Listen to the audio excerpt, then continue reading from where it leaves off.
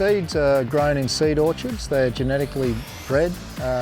It's not genetic engineering, it's natural tree breeding to breed the biggest and fattest trees, the straightest trees, and also strong wood properties, which are important for the timber processing industry. The seeds for the nursery would be sown around September, and then they'd be raised in the nursery through to June or July, and then they're weeded and tended by hand and fertilised, and then also hand raised and put into boxes, and then the planters plant the boxes out in the field. After the final harvest, there's a lot of branches and needles or leaves of the trees are left, and they're mulched back into the soil to conserve the nutrients.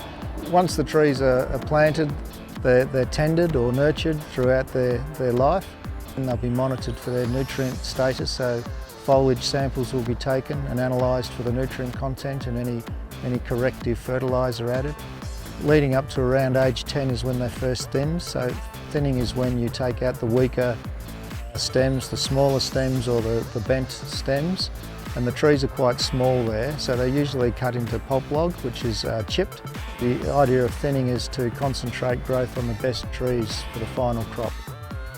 After that, at around between 20 and 25 years, the forest may be thinned one or two additional times, and they're cut into logs for sawing.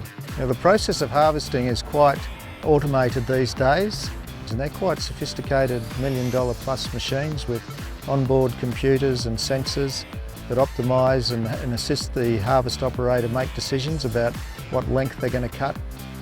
Once the harvester has felled the tree and cut it into logs, you have another machine called a forwarder that's a six-wheel drive articulated all-terrain vehicle that picks up the logs and takes them out to the side of the road where they're loaded onto trucks that then take the logs into the sawmills.